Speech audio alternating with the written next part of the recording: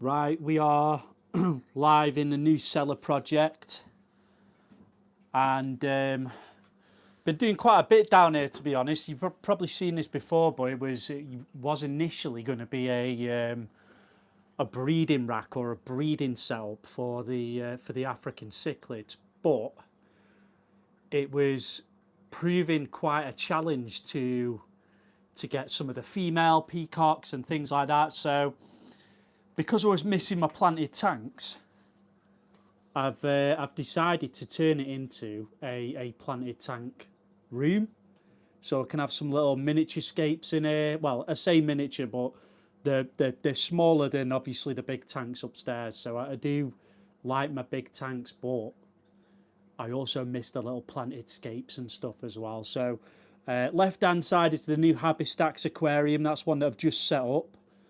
And then on the right hand side, I've got my my shrimp tank. So both of them are actually dirted setups. So you can see the nutrient layer along the bottom,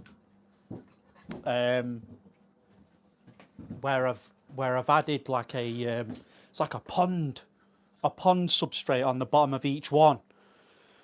And I was always a little bit scared of doing that because of the nutrients that it gives off and stuff. But this plant has this tank has been one of the most successful planted tanks that I think I've ever set up, and I'm not putting any CO2 into it or anything like that. It's just all the plants are just feeding off the nutrient dense layer. So I'm really happy with how it's turned out, and I've replicated it. Mr. G, how are you, mate? Good to see you. Yeah, so I've replicated that in the Habistax tank on this one here, and it's I would imagine I'm going to get the same results from it as well. I've not planted it as heavily as I planted the one on the right to begin with. So whether or not that's going to cause me some nutrient problems, time will tell. But it's got quite a thick cap on the top of it anyway to stop any of it leaching out. So I think it should be all right. Once those carpeting plants root in, it should really start to blow up. I've got a spotlight on that one though, so I think I'm going to have to look at upgrading my my lighting on the tank on the left hand side, because it's not getting much coverage on that Habistax tower, and then it's obviously shadowing on the other side of it as well. So I think some of the plants might struggle in it to really take off, but I have planted it with quite easygoing plants, so things like Anubias, you know, Cryptocorni. I've got a little bit of Vallisneria at the back, which I've put in today, and then I've got my carpeting plants up at the front, which are probably going to be the ones that suffer because they like quite high light. But yeah, it's looking good. I'm thinking of getting some smaller tanks. I've obviously got a shelf there at the bottom where I've got some space for some smaller tanks to go, and I have got a couple of spare sort of breeding tanks, fry tanks. So I'd quite like to incorporate them into that and see if I can get. I just want loads of cool shrimp.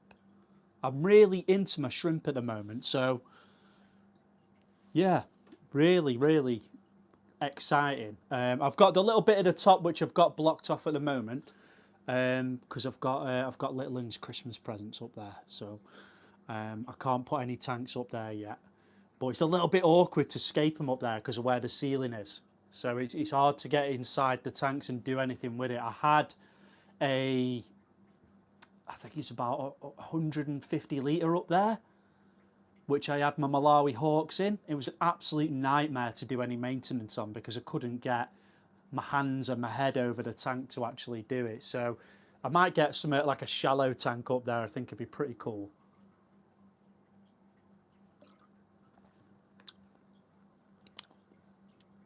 Yeah, shrimp are amazing, G. Really, I've got a bug for them at the moment. Do you know what else as well is I feel like whenever I've had planted tanks and I've had fish in the tank, they don't seem to take off as quick as when there's no fish in them. I don't know why that is. I don't know if it's because the fish, I've had fish that maybe disrupt them. It's like, I think we were talking about Congo tetras the other day. When I had Congo tetras, they were nibbling the ends off all my plants, and they were pulling some of them up and uprooting them and things as well. So just having the shrimp in that tank, I left it for a while with nothing in it, and it really just blew up and took off. The cryptocorni that are in there are doing amazing, really, really good. And then I've got, so I don't know the exact name of the plants, but there's a couple of plants in there that need high CO2 that are just growing like mad. And I'm not injecting any CO2 into either of these tanks either. So yeah, it's cool. I think the dirted substrate makes up for that lack of CO2 to a degree. But I've had my big African cichlid tank upstairs. I had that as a planted tank for a while, and it was just drinking CO2 to the point where I couldn't even afford to run it anymore because it was just, I'd get a new tank of CO2, just drink it because it was gassing off in the sump. It was an open top tank, so it was just becoming a little bit of a nightmare. The interesting thing with the shrimp tank, I'll move the camera so you can get a bit of a closer look at it, is that it was, hang on.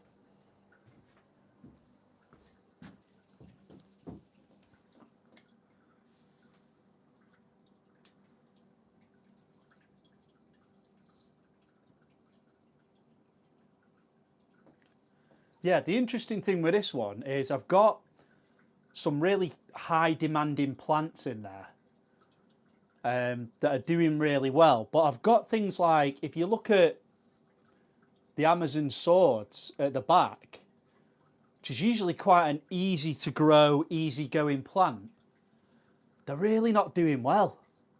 So you can see all the leaves dying off, and I'm not going to take the leaves out because I want this tank, this particular one, I'm trying not to interfere in it in any way. So I'm not pulling any algae out, doing any algae control. And, you know, if the plants are dying or they're melting and things like that, I'm just going to leave the tank to sort of take care of itself.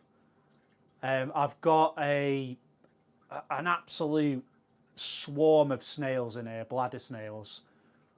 But they do a job, so I don't mind them. A lot of people, you know, they see them as pests, but they do a really good job of tidying algae up. Aquaforest lava soil. Yeah, Aquaforest is pretty good.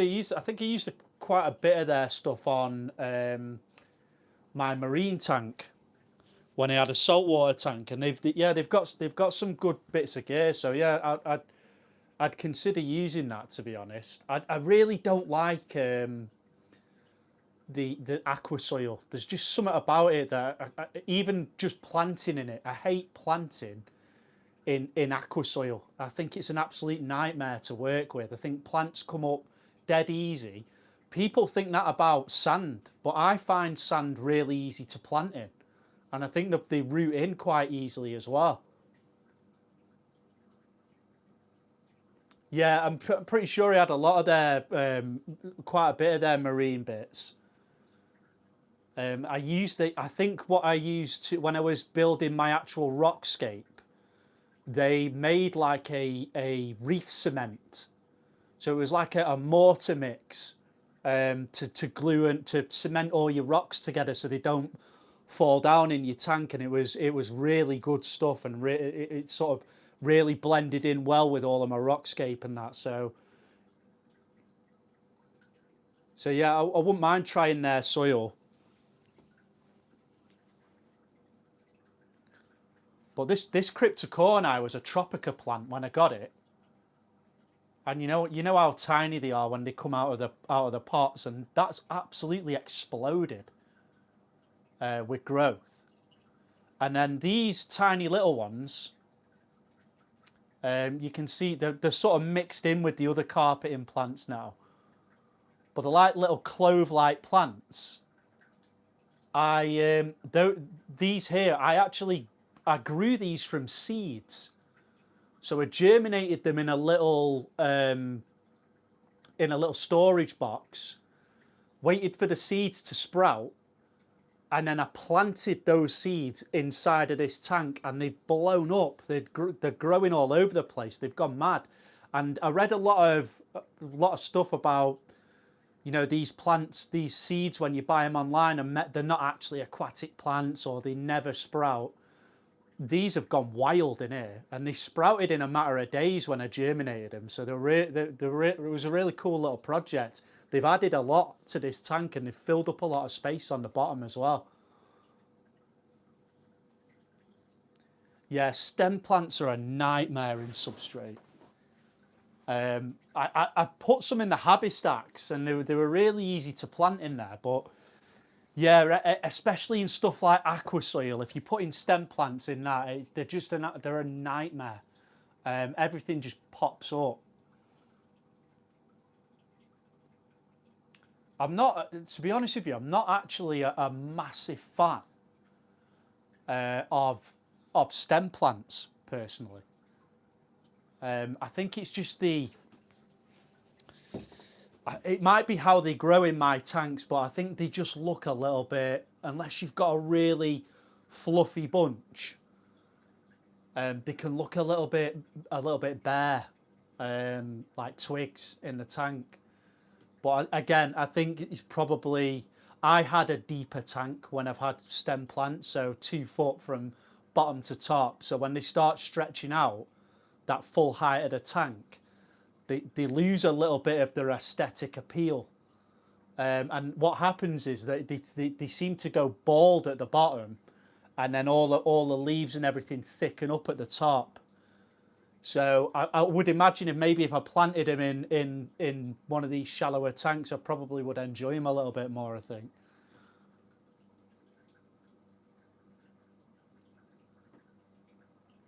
In this tank, I've got the orange sun-kissed shrimp, and then I've got some orange rilly shrimp in here as well. And I absolutely love them. I love the contrast of the orange on the green. I think it really, really complements a planted tank. But I don't plan on putting any fish in here. I actually set this up originally to be just like a grow out tank for plants, so that I could come when my paludariums arrived and that's ready to plant, I could just come down here, pull all these plants out of this tank, and then replant them in the bigger system upstairs. So get them to grow, get them to spread, get more bang for my buck before they go in the paludarium. But I've got quite attached to this tank now, so I don't think when the paludarium comes, I won't be ripping any plants out of this and putting them in that tank upstairs. I've loved this system too much, and doing the dirty tank it's been a lot of fun, to be honest. It's been eye-opening. because of how successful it's been. It is running a filtration system on it, so it's running off my custom sump down at the bottom, which I've just made out of storage containers. But it doesn't run a massive flow rate through it. Really low flow rate on the tank itself, so it's not turning a lot of water over. So it's not a full ecosystem contained in one tank. It does have some form of filtration on it, but it's worked really, really well, and I couldn't be happier with the outcome of it. I didn't even scape this tank properly, so I just chucked a couple of rocks in, an old piece of bogwood that I've got lying around, chucked it in the tank. You know, I just chucked a twig in there, just so that it was semi-presentable, and it didn't look good when I set it up. But now all the plants have grown into it, it's starting to look mint. I think once, you know, these cryptocornis get some size on them, and if these Amazon swords decide they want to start taking off, I think this tank will look absolutely insane. The carpeting plants have swarmed everywhere, so they've done really well. Yeah, let nature do the work, man. It's 100%. 100%. It just looks more, you know, when you do... I didn't even plan where the plants were going. I just stuck them everywhere. So I just plonked plants all over the place. And it's like you say, when things are random, they look more natural. So nature is random. So I think that's what has made this tank look as good as it does, is because I literally just chucked everything in there at random. I didn't do any planning or anything. Whereas with the Habistax tank, you know, I've tried to scape this one a little bit more. So I've planned it a little bit differently, where I've really tried to make a shape out of the rocks where this tower is splintering out the top, and it looks a bit rusty at the moment, because I think the Habistax plants need a bit of time to start growing and filling out the tower. But I think they will do in time. One thing I wish I had have done with the Habistax when I planted it is not use the stem plants at the bottom. It didn't turn out how I imagined it was going to turn out. I mean, I don't mind it. It looks all right. And I think once they grow in and fill it out a bit, you know, it'll look okay. But I've got a horrible feeling that they're not going to thicken up, and they're just going to grow wispy and sort of start taking over the cryptocorni at the top. I wish I'd have just done cryptocorni all over it now, because I prefer the top of it to the bottom.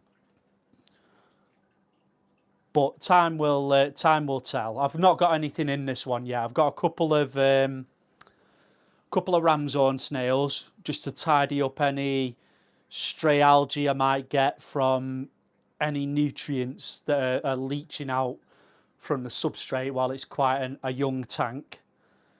It has got cycled media inside of the hang-on back filter. So I've put a load of alpha grog and ceramics inside the hang-on back on this. So it should do a good job of controlling any sort of ammonias and nitrites, things like that are coming off the substrate early on. But I'm going to do a couple of water tests on this one a little bit later on today. I might do that on TikTok live a little bit later on. Trim the stems hard and it should bush out. Yeah, it's not a bad shout, to be honest. What do they do when you trim them? Do they split at the bottom, like when you plant nubs?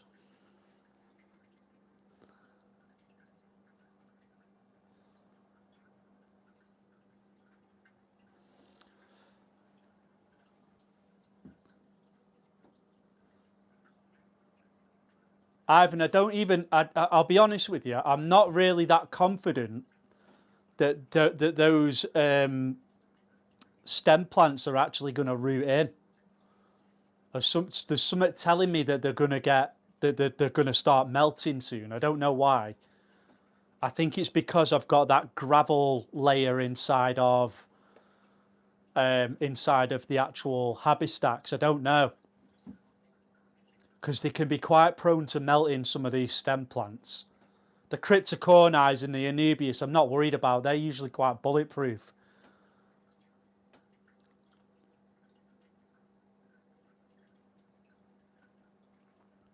I'm thinking some nice shrimp in here, though. I don't know what shrimp to get yet. Maybe some boas or something.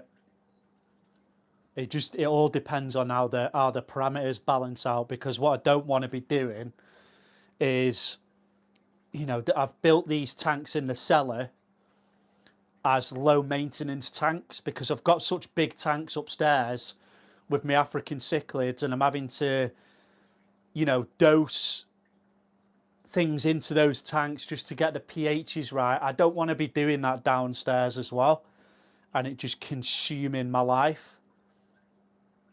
So I want these to be quite self-sustaining tanks over time, not stuff that I have to keep managing. I don't plan on doing loads of, you know, trimming on some of the plants, but I mean, if I'm going to get a sort of a bushier outcome from it, then absolutely, but not for, you know, stuff that's getting overgrown. I'm just going to let it go wild.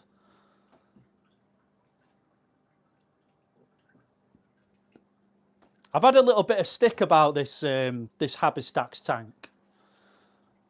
I think they're a little bit Marmite for some people. Some people like them, and then other people don't. There's no sort of middle ground with it. But I think when a lot of people see them is in the early stages, and you can still see that plastic in the background. When they start growing in, they look ace. Yeah. Oh, mate, tell me about it. Tell me about it. Absolutely life-consuming. It's nice, though. To be fair, I don't mind maintenance. I do enjoy doing it. The only thing that I hate doing is glass cleaning. I cannot. It is mind-numbing. And I've got so much real estate to get around in my house on all the glass surfaces, and I point blank refuse to use magnetic glass cleaners. I just will not use them because I've had 2 tanks in the past. Well, I've one tank upstairs, which is my African cichlid one, and then I've had one tank in the past where I've had magnetic glass cleaners. And it doesn't matter, unless you're using a soil substrate, you're going to get a scratch on your glass from it. And they cause these little annoying micro scratches, especially if you've got sand. And it's just not worth it, I don't think, in the long run. It's not so bad if you've got a little tiny tank. But I think when you've got something big, I just prefer to use a big scraper. And plus, when you use a scraper as well, what it does is it gets the biofilm off of your glass. Whereas if you use like a sponge and stuff, you might get the algae off, but there's always a layer of biofilm on your glass. And what it can do is make your water look cloudy. So you can think you've got not great water clarity, when the reality is it is just biofilm that's growing on your glass. If you get a metal blade on it, and you scrape it off, you can see the skin of the biofilm coming off on your tank. And then next minute, your water clarity just looks amazing. Yeah, yeah. Do you know what? I was saying this to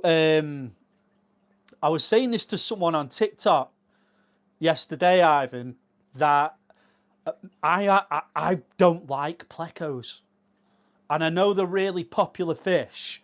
People go absolutely mad for them, and there's loads of different types of plecos and rare ones and stuff like that.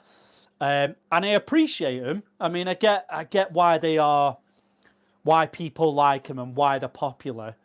But I am just not a fan of plecos at all. It's probably my least favourite fish. I never have them in any of my tanks, and I don't know what it is. I just think they're like pet rocks. They don't do a lot, and you hardly ever see them. And some of them get ridiculously big after a bit of time. So it's plecos are just something I've never got into in the hobby. But I get it. I appreciate people that do, like plecos and get into it and stuff. It's I can understand why they've got such a massive pull in the hobby. But I quite like active fish, which is why I sort of lean towards the African cichlids, I think, because there's a bit of life in them. They're quite active all the time. They're swimming about. The downside to obviously African cichlids is it's just that you can't do much with the scape. So although you can get a solid result just using rocks and scaping with rocks and stuff, but you can't have plants and things like that, so it makes it a little bit boring after a bit. £100 for a fish you see once a month. Yeah, this is it. Some of them are priced ridiculous. I mean, I don't mind things like, Otto Cinclus. The golden algae eaters, they're all right. I don't mind them. They get pretty big, but I feel like you see them a little bit more. And the Cinclus are just tiny little things. Whenever I get algae eaters, if I put an algae eater in my tank, the number one best algae eater, in my opinion, is the flying foxes. They are unreal. I had two of them in a tank once that was getting absolutely overgrown with algae. I put two of them in my tank and they obliterated everything in the space of a week. There was nothing left in the tank. They are such good algae eating fish. And you still get a lot of activity out of them as well. So they're always swimming about the tank. They're not hiding or sat doing nothing, staying still. They're just constantly grazing on every surface in the tank. Downside is they can get a little bit chunky, a little bit big if you've got smaller planted systems. But honestly, one of the best utilitarian fish, in my opinion, what you can get at Siamese algae eaters. They're unreal, so good.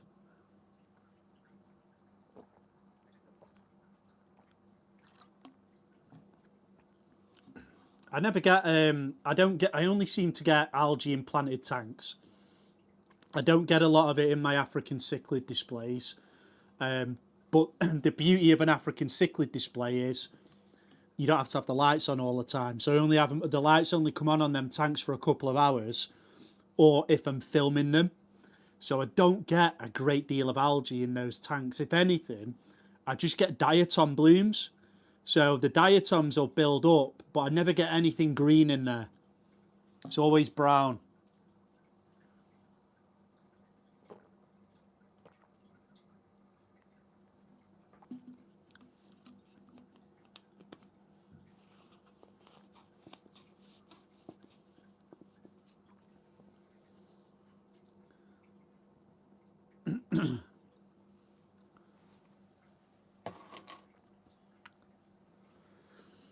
It's taken me a while to do this, Cellar. to get it sort of semi-presentable, because when I first moved in this house, it was absolutely rotting down here. So I've done a lot of work to get it to a a presentable state. These fish tank racks I built myself. They went up pretty easy, to be honest. They were quite easy to set up. Once you've got all the materials, you watch a couple of videos, they're all right. I did want it to all run off one sump and be on the same system, but the reaching right up at the top, going along, I mean, there's a 12,000 litre an hour pump on that sump at the bottom now, and it was still losing momentum when it got to the other end. And I think all the water movement as well, it was causing a lot of evaporation down here, and it was making the humidity quite bad, especially in the summer. And the bits of mold, patches of mold started to pop up and stuff. So I knocked it on the head straight away. Got some lids on the tanks. I've got a dehumidifier down here now, and the humidity's at 61. Yeah, take it easy, Ivan. Good to see you, mate. Thanks for coming in. Appreciate it. The humidity's at 61, which is quite good. It's lower than it is upstairs now, so that's a result. I'm happy with that. Yeah, see you on Discord, bud.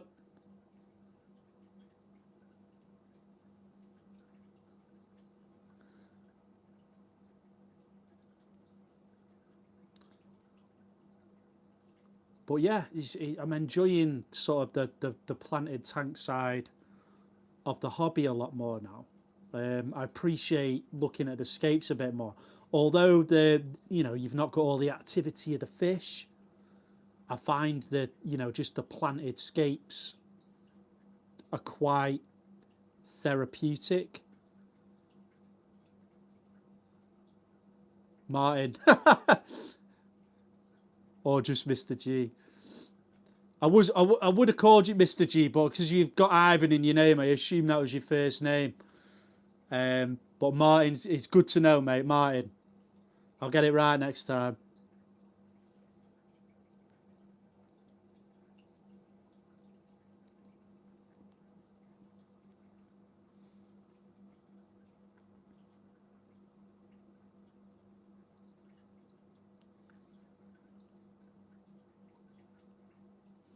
Got Sirius stones in both of these. I really like scaping with Sirius stone. I think it's got a lot of character in comparison to your, a lot of your hardscapes, the hardscaping materials that you can get. He's got all of these sort of jagged edges, and what happens is when you use this stone in a tank with sort of LEDs, what you get from that is you get all these cool little bits of shadowing on the rock, and it creates a lot of detail to look at. So it's a really aesthetic stone to use. Even when I've had this, if you've watched my older videos, my whole African cichlid tank was done with just Sirius stone, and it looks incredible. Even though it was just rocks, the rocks have so much character that you don't miss the plants. Still creates a really natural looking structure inside of the tank, like a cliff face almost. So I tend to always use Sirius stone. The only downside to it is it's limestone based. So what it can do is it can start having incremental impact on your pH and stuff in your water, so it can raise it. So although it was quite good for the African cichlid displays, if you're keeping things like shrimp and planted tanks and stuff like that, it can create a little bit of an uphill battle for you if you use quite a lot of it in your tank. But I think it's worth it for the visual appeal you get back from it as well.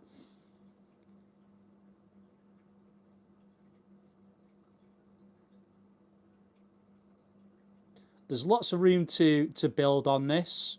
I'm not planning to do any additional building just yet. I'm quite happy with how it looks. I've used some of the space to build myself a little workbench and a seat for when I'm doing YouTube videos and stuff, if we're looking at sort of products and things like that. But yeah, it's a nice little space to have this right underneath the fish room as well. So everything's sort of in one space. When I'm doing maintenance and maintaining tanks, I just go through a door in the fish room, down the stairs, and then I'm in here. And then I've got a water supply down here as well, which makes things really easy when I'm, if I'm doing water changes or if I'm setting up new tanks and things like that. I've got a supply I can just add into the system straight away. I'm not going up and down stairs with buckets and things like that. So yeah, it's a cool little setup. And it's out the way as well, so you're not got all the background noise of the TVs. If you're filming down here, missus and kid walking through. So it's a nice little space, to be honest. I'm glad I've finally done a little bit with it.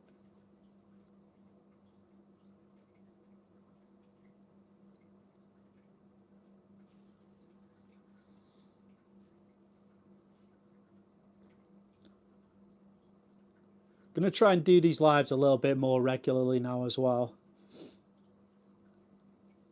Probably more so in the week than on the weekend. I've done it this weekend because I posted a video a little bit earlier in the week, just of me building this tank on the left and using the Habistacks as well, which was a lot of fun, to be honest. I really did enjoy building that tank.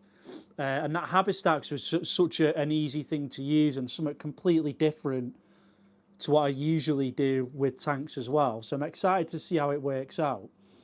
The hang-on back filter on that tank is a All Pond Solutions one. So it's quite a budget filter. And to be honest with you, it's actually really good. It's a really good little filter. It's got a built-in UV on it as well. I don't know